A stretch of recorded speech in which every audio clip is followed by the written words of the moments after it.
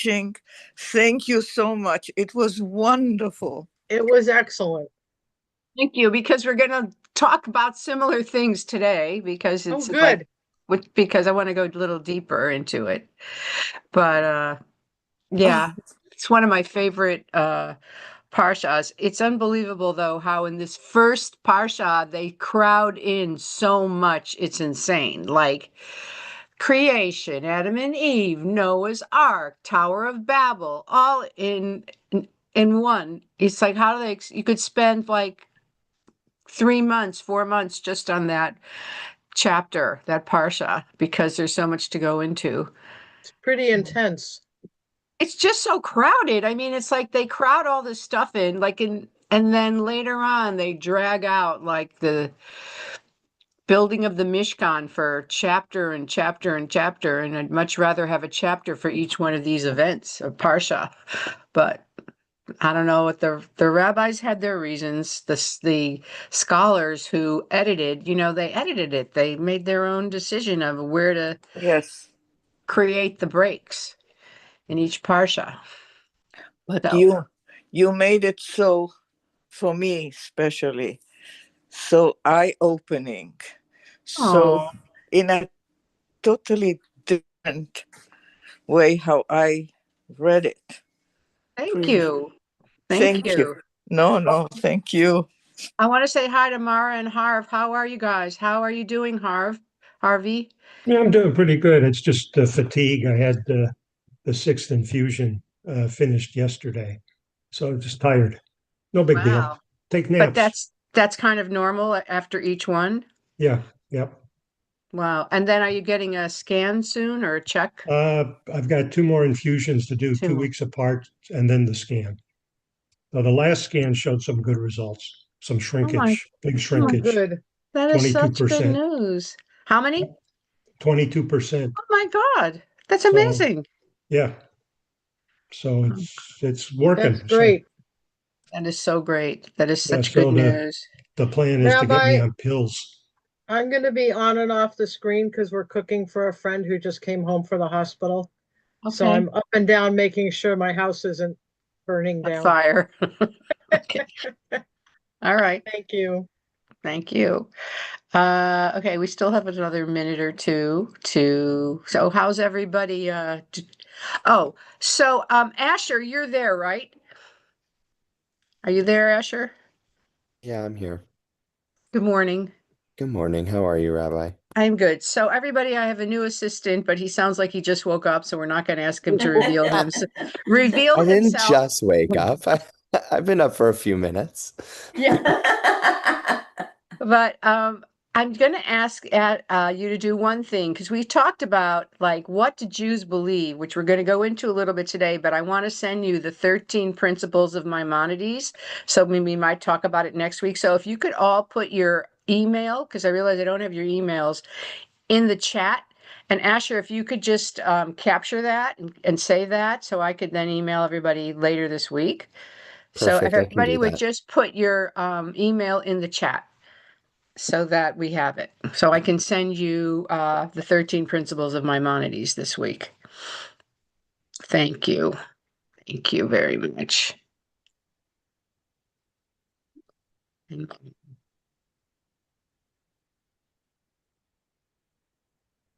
Welcome, Howard. I was just asking everybody to put their email in the chat so I can send you some stuff. I think I'm actually teaching next week too, I think. Let me check. Let's see. I'm teaching next week. Chevra Torah. Is it me? Yeah. Oh, no, it's Saul next week. And then, but the next time we're together, I'll do it. I know there's 1 month, I think it's December or twice in a row, maybe November too. Anyway. Hello, everyone. Shabbat Shalom. If you're just joining us, please put your email in the chat for so that I can send you something outside of this time. Rebecca is entering. Morning.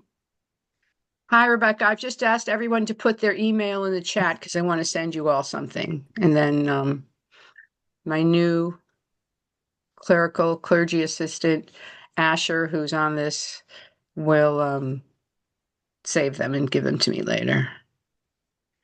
Okay. Eric. Okay. Very nice.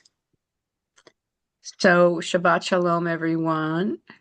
Eric, please put your email in the chat so that we can have it for so I can send you people something, everybody something. So we're going to start with the blessing of studying Torah. You don't want to wait. I put a link into where you can get them online in the chat. Get what online? The 13 Principles of Faith. Oh, yeah, you can go online and get them if you want. It's very easy to get them, but I can send them to you as well if you don't feel like it. But yeah, they're easily available. And okay, I'm going to start with a blessing, everyone, for studying Torah this morning together. Baruch atah Adonai Eloheinu melech haolam asher kitshanu b'mitzvotav v'tzivanu la'asok b'divrei Torah, to engage in the study of Torah. Oh, Scott, you already have a question or a comment? Go ahead. I just want to know how you interpret or how you translate the Hebrew. I've heard some slightly different to engage in words of Torah, to engage in study of Torah. How do you interpret it or translate it? To engage in the words or study or the doings even, because davar is a thing and a word. So it's I think it's bigger than the words. It's like and la'aso comes from the same word as to be busy. It's like to engage in the work and the words of Torah. But divrei is words of. To engage in the words of Torah is probably the best way to translate it. But, Hebrew has so many levels of meaning, which we're going to see right now. And we're going to be looking at the very beginning of Bereshit, which is very exciting. We're very wonderful section of the Torah, the beginning. And it's great to be having a new beginning, just as our hostages came home and they're having a new beginning. So it's really interesting and there's a lot of synchronicity there. And I talked a little bit about it last night in my Josh at Friday night at Resnick, but every culture, anthropologically, as we know, has their creation myth. This is our creation myth. I mean, unless you're ultra Orthodox or very Orthodox, you don't believe that this literally is the way the world was created, but it's our creation myth, and myths, as we know, reflect the values of the culture. Your creation myth and the myths, the stories that you tell, the mythical characters and whatever, reflect your values, reflect your worldview of how you view the world. And the Bereshit story, the creation story, I feel is very distinctly, from the very beginning, starts to teach us what Jewish values are, how Jews actually in the ancient world were quite different or unique than other cultures at that time. Because if you look at most other creation myths, I'm sure somebody will find one where I'm wrong, but most of them start with a lot of violence, with wars between gods, between pregnancy and ripping something out of a belly, and the gods can be quite cruel to human beings. They see human beings as playthings, as their slaves, as something to manipulate. We just have to look at the story of the Iliad to see how the gods, set up the Greeks to war against each other with this competition, who's the most beautiful goddess, and from that all this havoc started, and ultimately they demanded that Agamemnon, I studied this, so it's interesting. In order for them to even sail across to Troy, the gods demanded that Agamemnon sacrifice his daughter Iphigenia to the gods. So when we look at the creation story of the Jews, of us, it's this beautiful, lovely artist, creator who is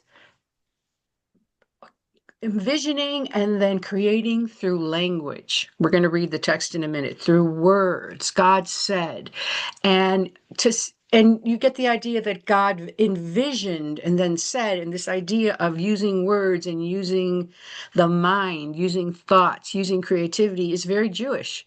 We're constantly reading words, interpreting words, looking at words. So from the very beginning, our God is embodying some Jewish values. So we're going to, and then, there are two creation stories in Genesis. We know that. The first one starts with the creation in order, like a tapestry from darkness and nothing all the way to humanity at the very end. The second creation story starts with humans being first. The first one is kind of cosmic. The second one is, I guess you'd say, anthrocentric, human-centric in the center, and the world sort of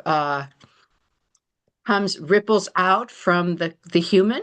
So there's two different points of view, two different visions, and then there are those who explain them as one is an extension of the second. So we can decide if we agree either way. And I just want to I just read recently in terms of the second story where we read about the Garden of Eden, there was a suggestion that that particular story of origin came from a nomadic culture where there wasn't a lot of green, that it was more of a desert culture, out in the desert. And so the ultimate, most beautiful thing you could imagine would be a lush garden.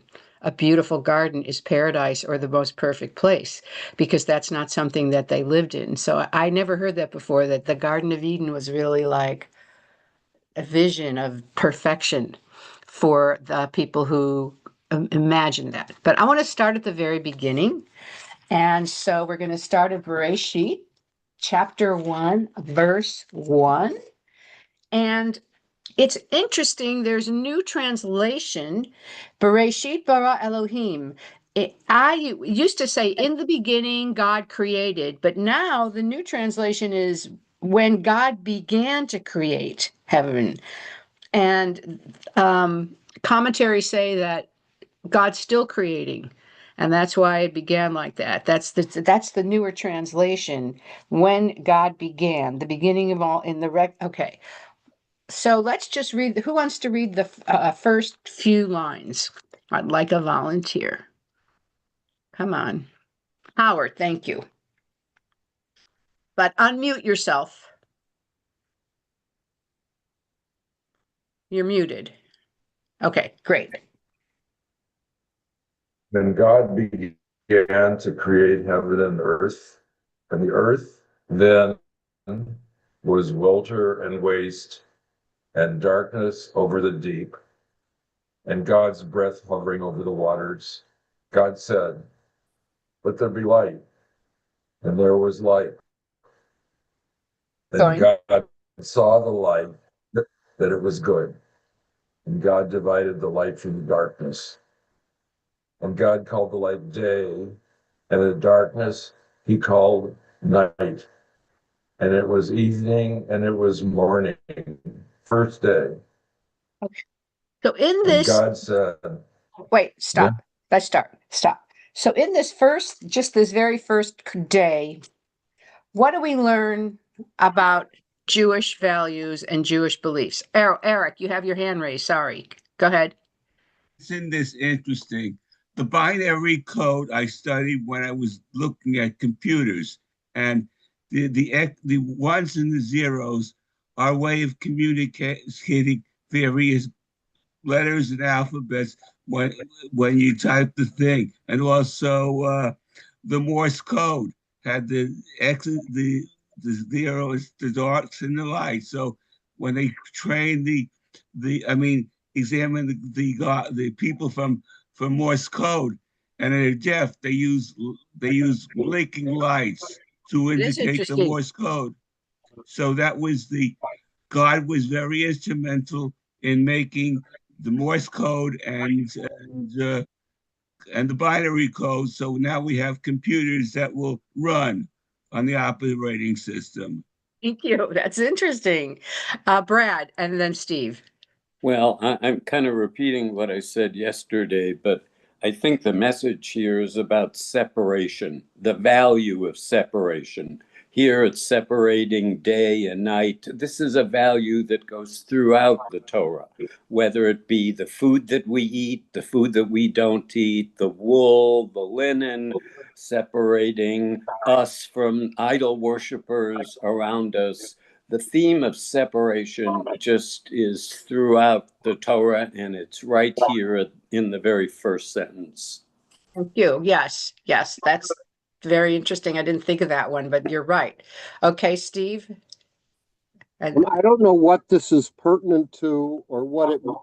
I find it interesting that in both Hebrew and in English, the word day has essentially two meanings. It's both the entire 24 plus or minus in the Hebrew calendar hour period, as well as just referring to the portion of that period in which there is light. And I'm surprised you say called the bright day, and then it's day one with evening and night. So I don't know if there's any meaning to that, or it's why language developed like that, but I find it curious. So there's two things I want to respond to. First of all, whatever a day was, there were no sun and moon yet. So a day could have been 1 billion years. We don't know. And the light also there's a big discussion among the rabbis, the Talmud, the commentators. What is this light before the sun? What is the light? And they say it's this primordial light, this light emanating from God. It's the divine presence that is going to be in everything that is created. But and so a day could have been a time, an era.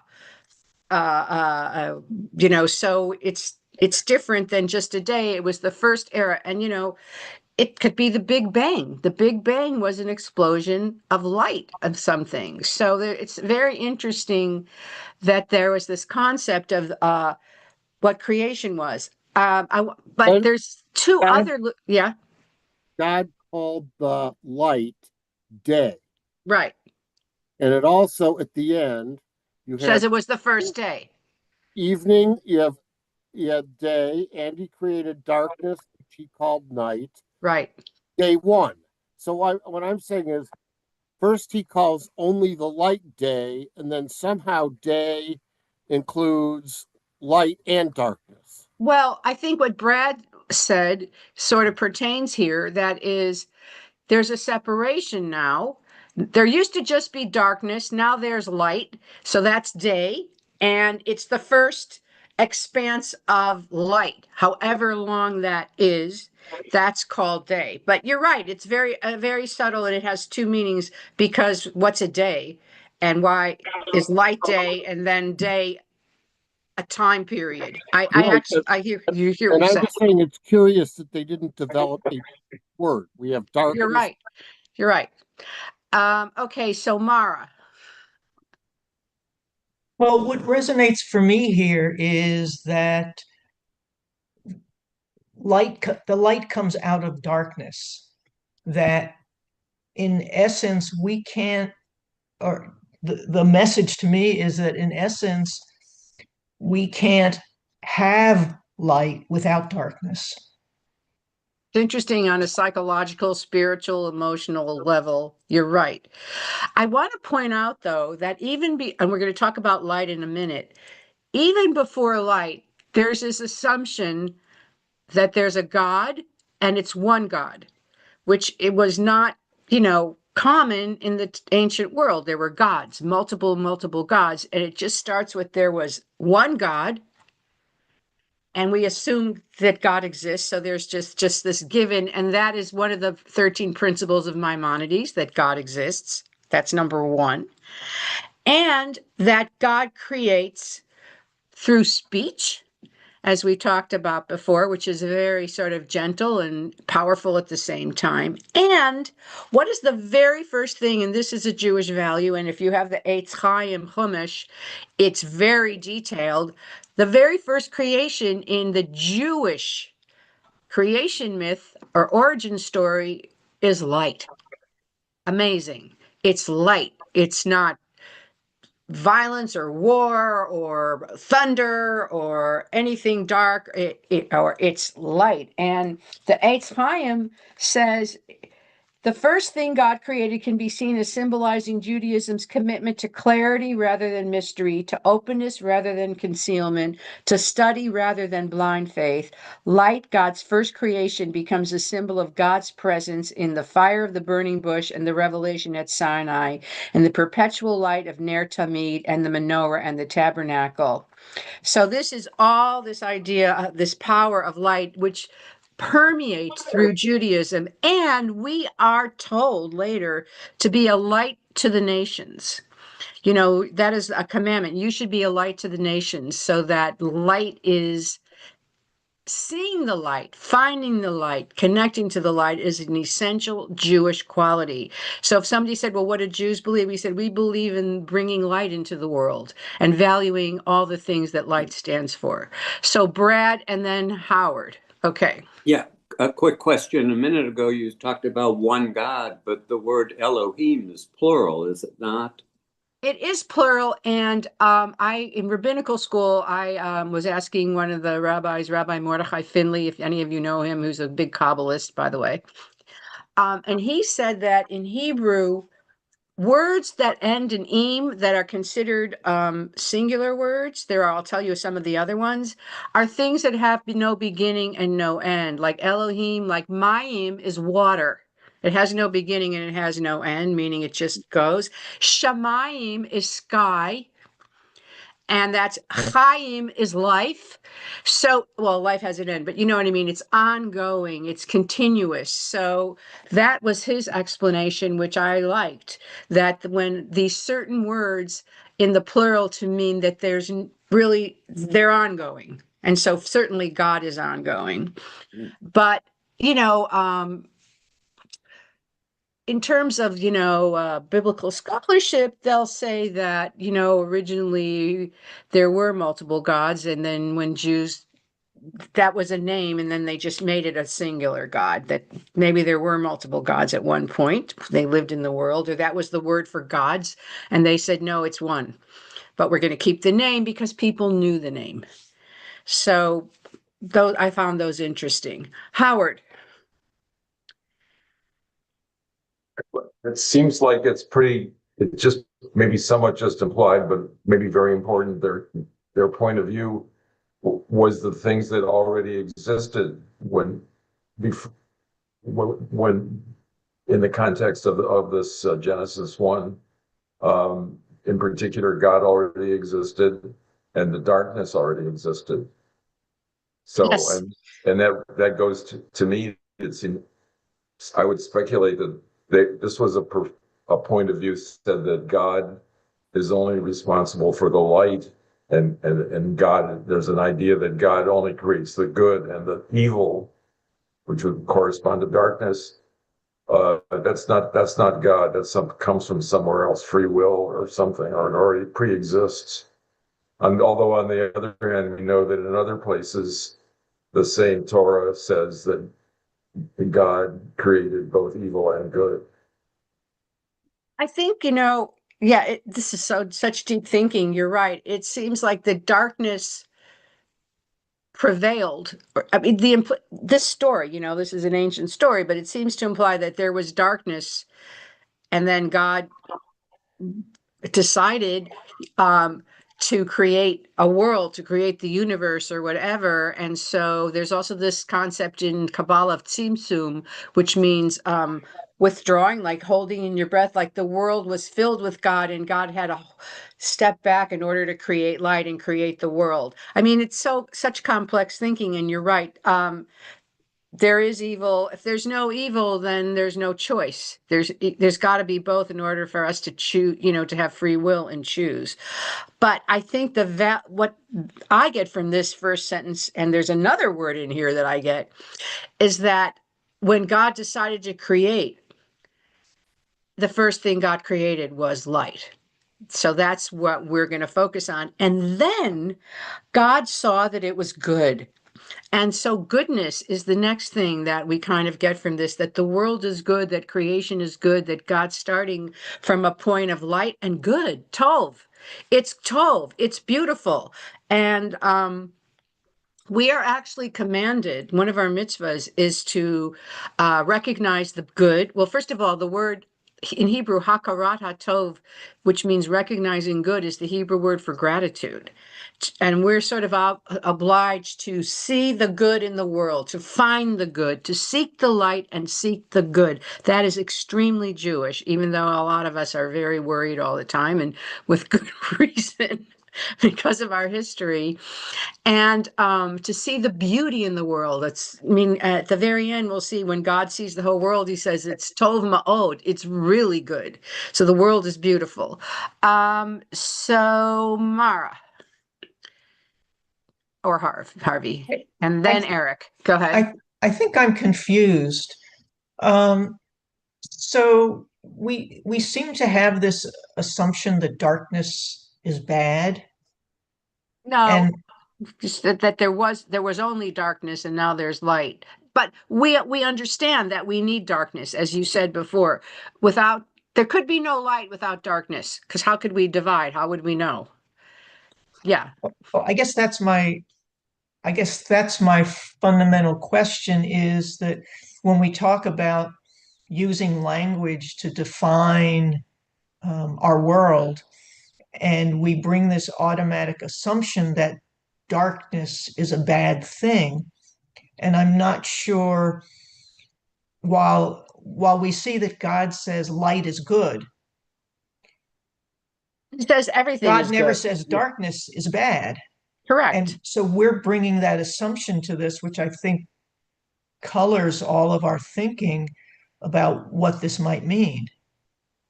That's interesting. I think what sort of is implied is that there was this void and darkness over the surface of the deep, that it started with just darkness and then the light was the first creation. So there's this hard to understand idea that darkness pre-existed. But I know what you're saying. We do need darkness, and it is a human metaphor that we have imposed on darkness. And I think maybe I know Natalie often talks about the psychological, that if our assumption that darkness is bad, then we have no way of dealing with darkness. You're right. Whereas if we talk about darkness and what it can bring us, then that's a very different way of looking at the world and looking at our human possibilities. Yes, you're right. Yes, I agree with you. Eric and then Steve. I used to work in microbiology, and light was a cleansing agent. When you turn off your hood at the end of the day, you turn on the ultraviolet light to sterilize the thing. And also, light is photosynthesis. Without modern organic chemistry reducing the carbon-based units, you would not have any carbon-based units if it's not light. Light is sensitive, essential to produce plant life, and plant life feeds the other organisms too. So that was the beginning of the creation story. Am I right? Am I entertaining you by this? Because light is essentially, we have to have a contrast. When I see the sketches by Harold Hirschfeld, he used pen and ink to make his illustrations. So he uses a dark pen and he uses shades of gray to indicate contrast.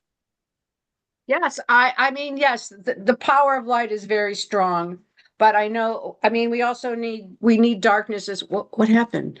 Oh my God. What happened? Nothing. Nothing. Oh, no, my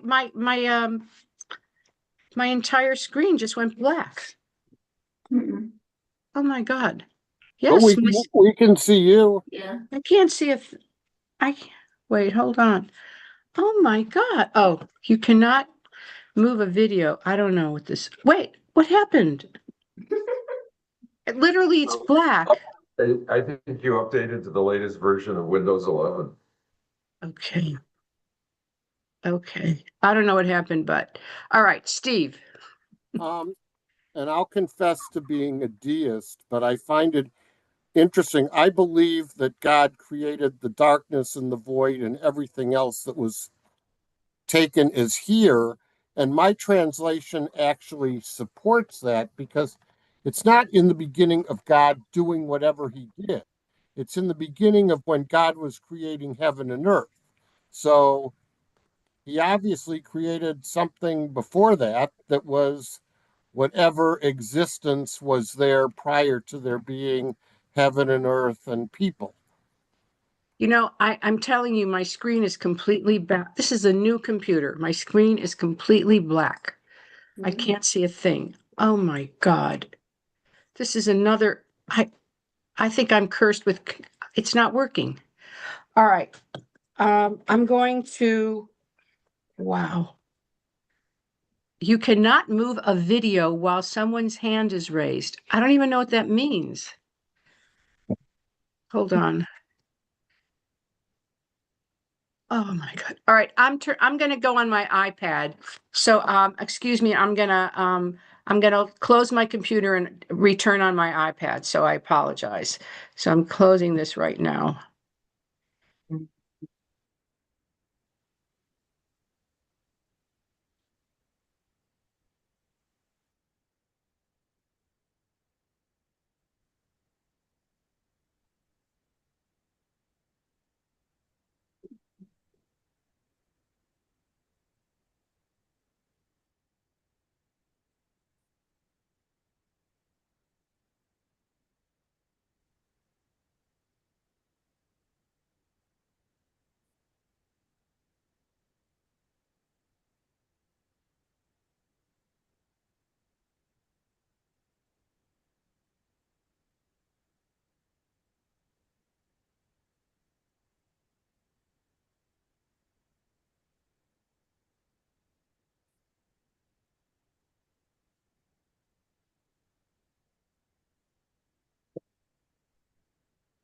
All right, I came back. I don't know on my computer. I don't know what happened. Rebecca.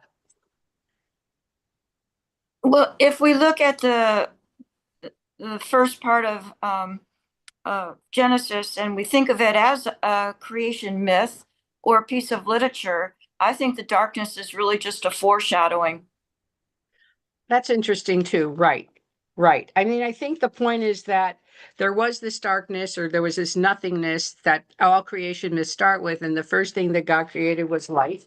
And God saw that it was good. And that was the first day. Whatever a day is, whatever that length is, whatever that time is. And that was considered the first day. They even talk about, oh, this is another interesting thing. Don't you find this interesting? Speaking of darkness, Mara, and there was evening and there was morning. Wouldn't it be the reverse? There would be morning and there would be evening. And that is one of the reasons. It's this, and there's another place in the Shema that we start our holidays at night. We started in evening because of this description that we say we have Erev. We start Erev. Everything starts at sundown and goes to the next day. So if the day, according to this, whatever a day is, but then it's a 24-hour period, is from evening, morning to the next evening. So that's all in this one first sentence, which is mind-boggling. So, okay, so let's try to get to number 2. So who would like to read number 2? Come on, somebody read. Brad, read. Okay. Verse 6. Verse 6. Okay. God said, "Let there be an expanse in the midst of the water, that it may separate water from water." God made the expanse, and it separated the water which was below the expanse from the water which was above the expanse. And it was so. God called the expanse sky, and there was evening and there was morning a second day.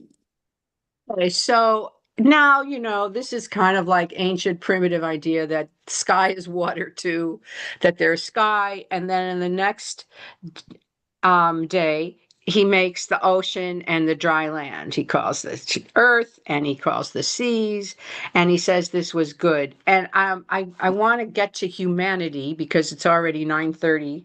And then it goes to the vegetation and the vegetables and all the fruits and everything. And then, interestingly, on the fourth day, verse 14, God creates the sun and the moon and the stars on the fourth day. So somebody just read that because I think it's interesting. Verse 14. Who would like to read 14? Rebecca. And God said, let there be lights in the firmament of heavens to separate the day from the night, and let them be for signs and for seasons, for days and years. And let them be lights in the firmament of heavens to give light upon the earth. And it was so. And God made two great lights, the greater light to rule the day, and the lesser light to rule the night. He made the stars also. And God set them in the firmament of the heavens to give light upon the earth, to rule over the day and over the night, and to separate the light from the darkness. And God saw that it was good. And there was evening and there was morning, a fourth day. Okay, so to Steve's point, here it says, let there be lights to separate the day from night. But we've already had day and we've had night. So it's obvious, it's the same word, lahavdil bein yom uvein laila, but obviously it's a different kind of day than the days that happened up until this fourth era. 4th billion years or whatever it is, or whatever time it was, this endless time, because now it's suddenly going to be a 24-hour period or whatever that is. Unless, yeah. And so that is like the fourth day is suddenly a completely different kind of day than the other 3 days. Or a different kind of light. It's definitely a different kind of light, for sure. But a different counting of time or measurement. David. Well, like as you say, in the first section, there was no sun or light, so the light had to come from God. In this is an external light, the lights from the sun and the moon. So, in just following up, I think Steve mentioned it. This isn't a story of creation because there was some amorphous creation already. This is a creation of the heaven and the earth. So from some chaos, etc., God created the heaven and the earth, and then moved from what God created with the light of God.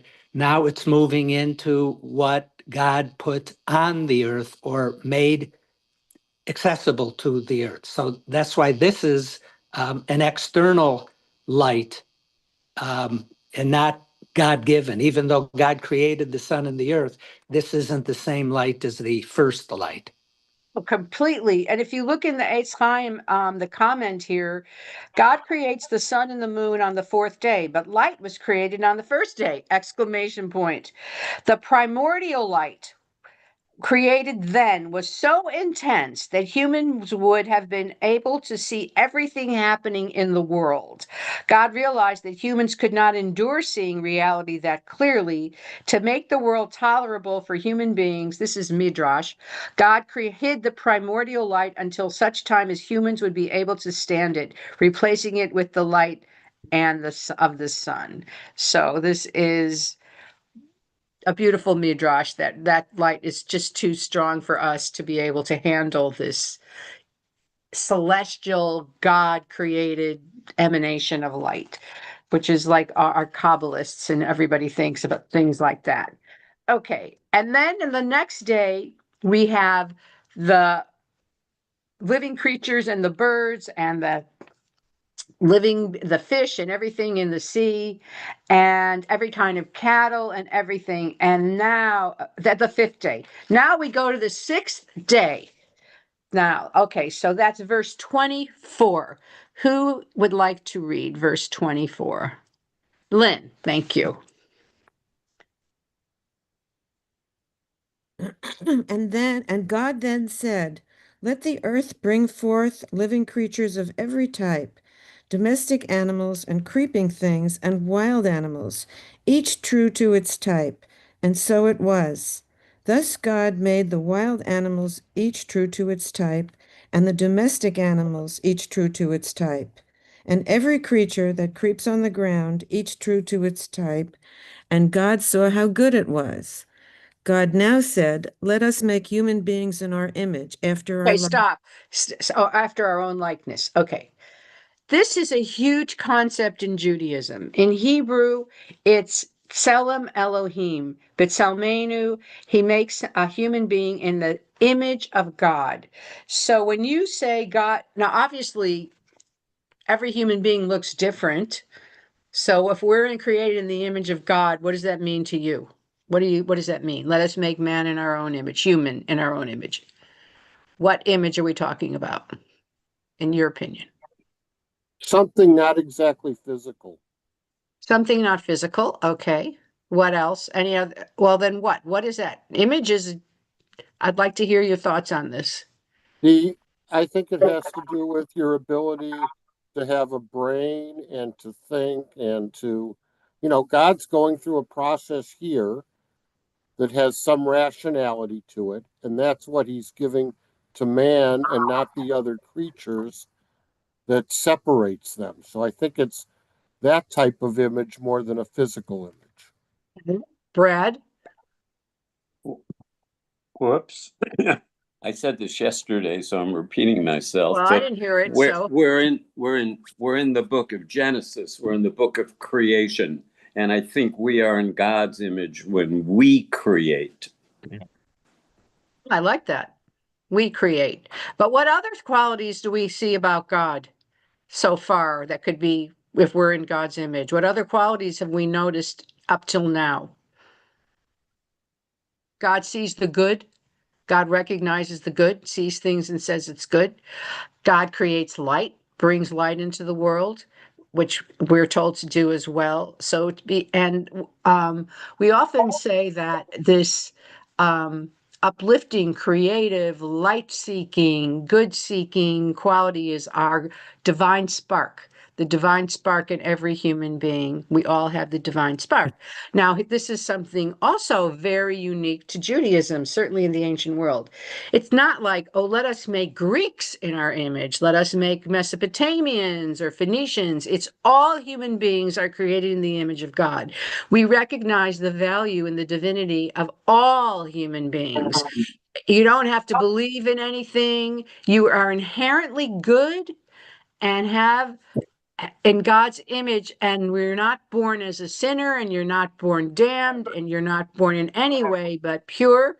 And there's a prayer that we say every morning, if you would daven every morning, Elohai nishama shenatata bi tahorahi. God, the soul that you gave me is pure. So we believe in, you start with goodness, purity, and light, and then the rest is up to you because there is darkness, or your behavior is totally up to you, which frustrated God a lot because he had very high hopes for humanity. And it's interesting, you could say, you could think of it this way, that, God had high hopes for humanity, and we actually are much more flawed or fragile or vulnerable than he hoped. And that's why we needed the Torah, because the Torah started to show up afterwards because we just couldn't figure it out on our own at all. So, okay, David? Yes. Well, it doesn't say that God now said, I will make human beings in my image. When it says, let us, and then make human beings in our image and our likeness. So who is he talking to? And I know that it's not like there's a person talking to people, but why is it, who is our? Because if God is the master creator, Who else would he be talking to? Who else's image would it be? Why Okay. is it in a plural? All right. So again, H. Chaim, the best. This is the best one ever. Ask that question. I mean, I can tell it to you, but I'll read it to you because it's so beautifully said. Commentators in every generation have puzzled over the plural language of the verse. So, David, you're in very good company. The Midrash envisions God consulting with the angels, perhaps hinting at a measure of divine ambivalence, truth and peace, opposing creating humans on the grounds that such creatures would surely be deceitful and contentious. Love and righteousness favor their creation, for without humanity, how can there be love and righteousness in the world? God sides with those favoring creations. Or perhaps God was speaking to the animals. Together, let us fashion a unique creature in our image, yours and mine, a creature like an animal in some ways, needing to eat, to sleep, to mate, and like God in some ways, capable of compassion, creativity, morality, and self-consciousness. Let the divine qualities manifest themselves in this culmination of the evolutionary process. So, us could be the angels, or it could be the angels and the animals, like all the other creations so far. He doesn't mention angels, but there are angels, I guess. He created angels at some point. And we are both, a little less than the angels, it says in the Psalm. What is it that you take note of us? We are a little less lower than the angels. So it's a person with animal and divine qualities is our, biological needs and spiritual capabilities is what the commentaries say. Does that help you, David? I like that. I think it's nice. Okay. So he says, let us make a man. Okay. And then who was reading? Rebecca, continue. They shall rule. It's What? 26. You keep going. 26. Then God said, let us make a man in our image and after our likeness, and let them have dominion over the fish of the sea, over the birds of the air, and over the cattle, and over all the earth, and over every creeping thing that creeps on the earth. So that God created man in his own image. In the image of God, he created him. Male and female, he created them. And Okay. God blessed Just a second. Oh, okay. Continue. Yeah. And God blessed them, and God said to them, be fruitful and multiply, and fill the earth and subdue it, and have dominion over the fish of the sea, and over the birds of the air, and over every living thing that moves upon the earth. Okay.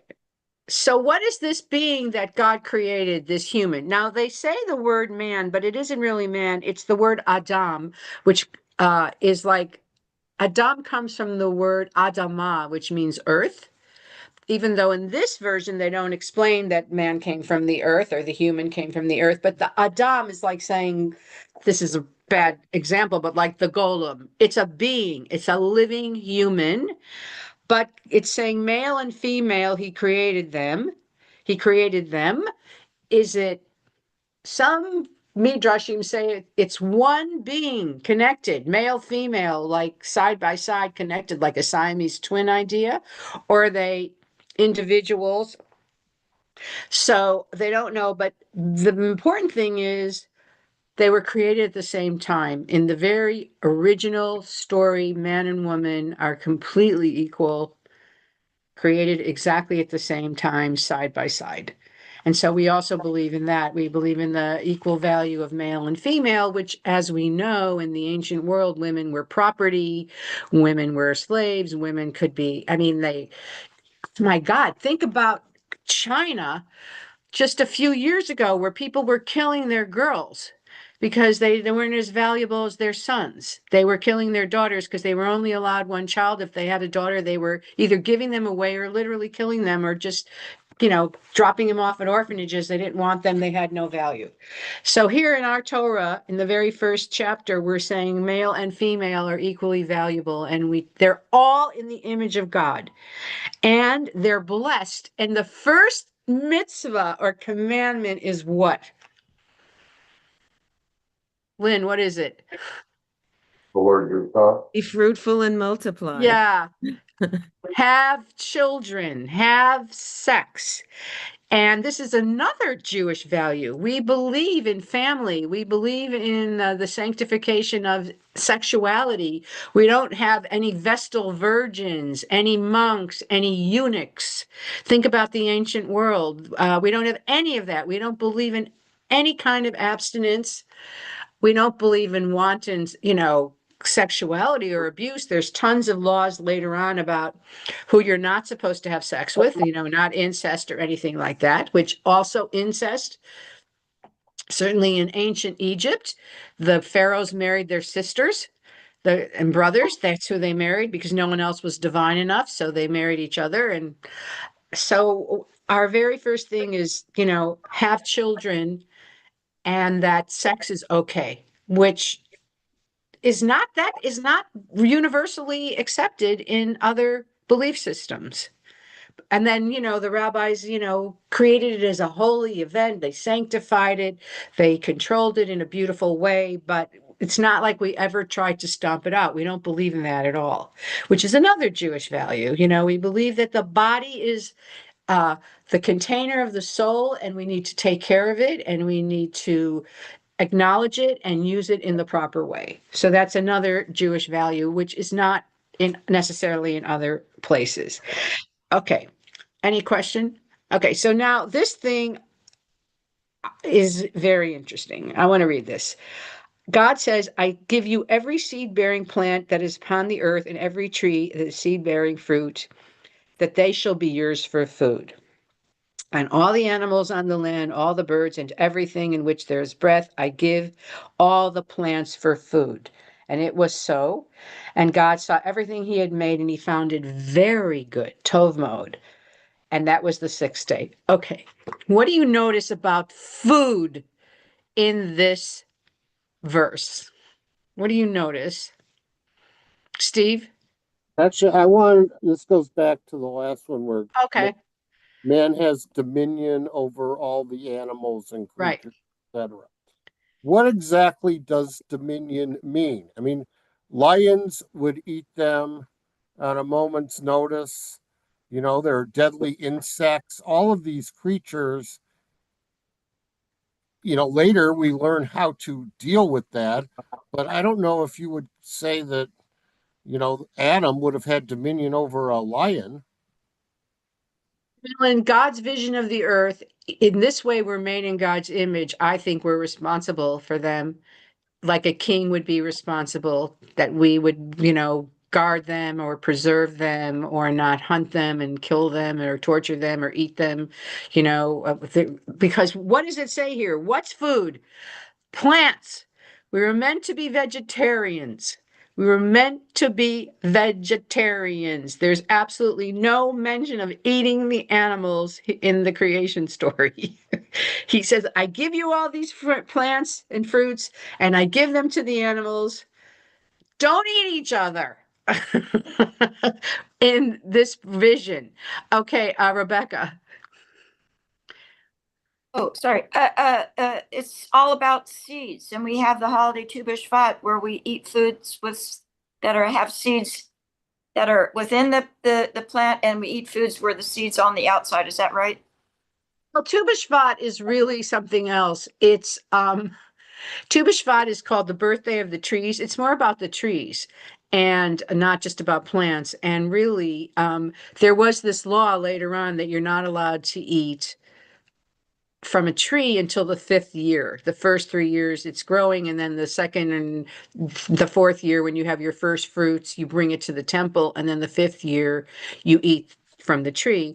But then the rabbi said, well, wait a minute, every single tree is going to have a different birthday. Every single tree is going to have a different 5th year limit, or time. So they declared Tu B'Shvat, that's the birthday for all the trees, and the 5th Tu B'Shvat you could eat from the trees. So they did it that way, so you wouldn't be like trying to keep in track every single tree that you planted in a different year. So that's really what Tu B'Shvat's about. What's the holiday where we have another type of Passover that we? That's Tu B'Shvat. But it is about celebrating being able to eat the fruits and the seeds and all that. Yes, for the first time. Yes. But the point is that there's no mention here of eating. In fact, the Israelites, well, already Abraham is sacrificing and making food. We know that they're eating already, but there's no mention of it. And then the kosher laws don't even come for another, multiple hundreds of years. But in our original story, we were meant to be vegetarians, which I think is interesting. We weren't supposed to eat God's other creations. And everything was Tov Ma'od, the sixth day. And then we have the most amazing thing, which is the beginning of chapter 2. Somebody read about Shabbat. It's Shabbat. It's incredible. Who would like to read? Come on, somebody read. Well, before Diane, that, do you want? Howard. All right, but yeah, go ahead. I think we should also. It also says that the animals, all the animals on the land, etc., should be vegetarians. Yeah. This is an So what idyllic about that? vision of the world. An idyllic vision. You're right, and they weren't. They weren't. And we weren't. But this was the vision in our original creation story, which is this idea of harmony on the earth. Nature in harmony on the earth. This is an idea of this beautiful tapestry of creation, starting with light and slowly, like an artist painting this gorgeous picture. And by the end, we're all living in harmony. We're not eating each other. Obviously, immediately we start. Wait, my USB. What is this? I don't know what's going on here. Harmony. This idea of harmonious coexistence. Now I'm getting this thing. The USB device does not, I don't know what this is talking about. Oh my God. Oh, all right. So there's a harmonious tapestry of creation. That's what the very first chapter is about. And then, we go into the second chapter and already man cannot live up to God's expectations. And the snake is already causing trouble. In the story, it's like there's this idyllic version, but it's very hard to live up to. Okay, but I wanted to just talk about Shabbat. So what time is it? Okay. And then we're going to have to do Kaddish. But chapter 2, the very first verse. Would somebody read? I'll read. Okay, thanks, Steve. And thus finished were the heaven and the earth and all their hosts. God completed on the seventh day his work, which he had done, and he abstained on the seventh day from all his work, which he had done. God blessed the seventh day, and he sanctified it, because on it he abstained from all his own work, which God created to make. These are the developments of the heavens and the earth when they were created on the day of the making by Hashem God, earth and heaven. Beautiful. So this is the first time God blessed the day and declared it holy. So now holiness has entered into our world. This idea of holy, which, as Brad mentioned, it is considered separation, something separated, and Shabbat is separated, this idea. But there's something elevated and sanctified about the Shabbat, and also the idea of Shabbat, the idea of a day of rest that we introduced it into the entire civilization, to the world. There was no idea that we, our family, our servants, our slaves, our animals would rest. That is a radical, radical idea. It's a mind-boggling idea that we take for granted now, that the whole world has now, that no one ever even heard of such a thing before the Jews brought it into consciousness. There was no, the rich could rest and have leisure, but the poor, the slaves, whatever, there was no, the animals, whoever heard of such a thing?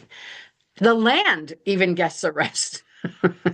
So I can't believe how little we were able to cover in just this, God created all of this in the very beginning of all people. So that's right. There was no idea of Shabbat probably for several 1,000 years. Did we discover it? We don't know. I don't know. It's just like the idea our God rested, so we should rest because we're in the image of God. This idea, this leap. No other culture had this idea for a long Right, but time. why didn't if God did this at the immediately upon making people, why were we the only ones to find it so many years later? Not everybody had this story. They all had their own stories. They didn't have this story. This is our people's story. The Egyptians have a completely different story. The Greeks have a Right. different story. They didn't even know this. They had no idea.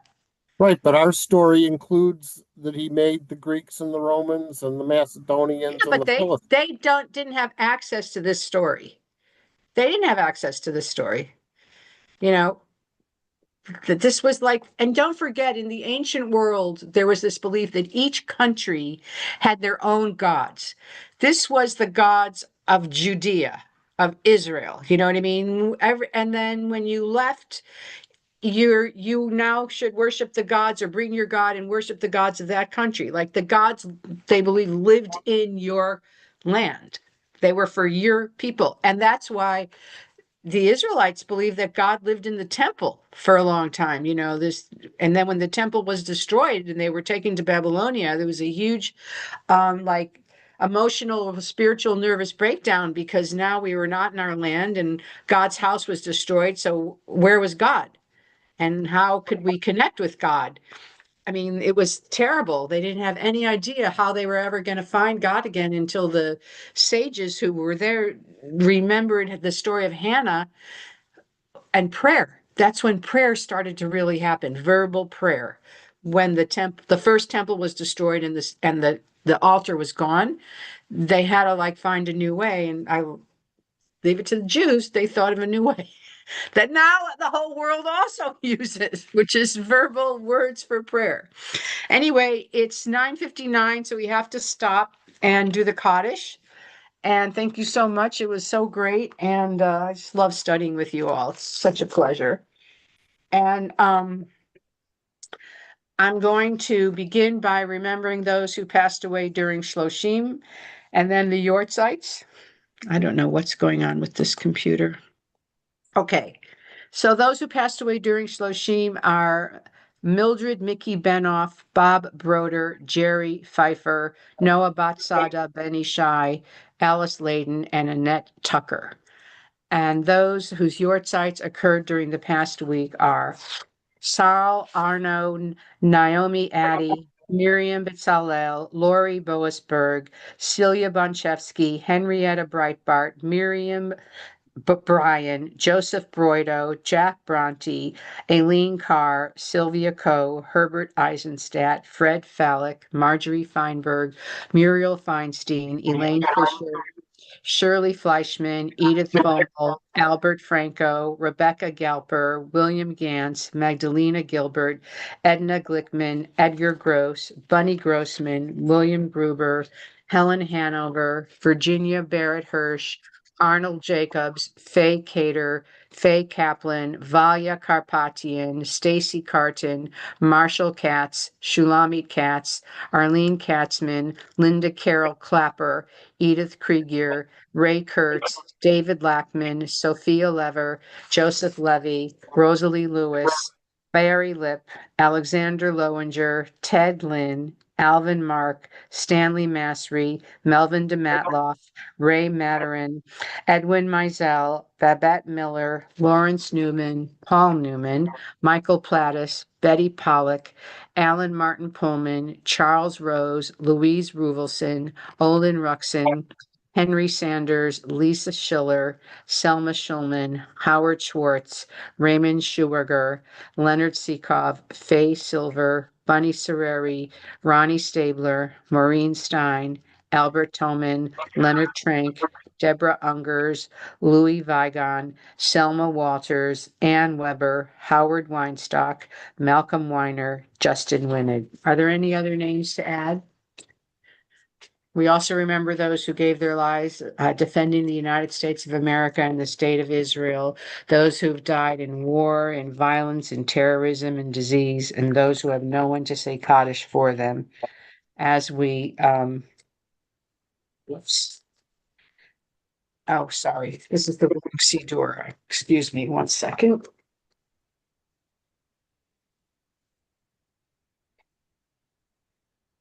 As we recite the Kaddish, if you have the Siddur, it's on page 294. Yit Gadal, V'yit Kadash, Shmei Rabbah, V'yalma, Divrach, Hirutei, V'yamlich Malchutei, V'chayechon, Uv'yomechon, Uv'chaye, Dechol Beit Yisrael, Ba'gola, V'zman Kari, V'imru, Amen.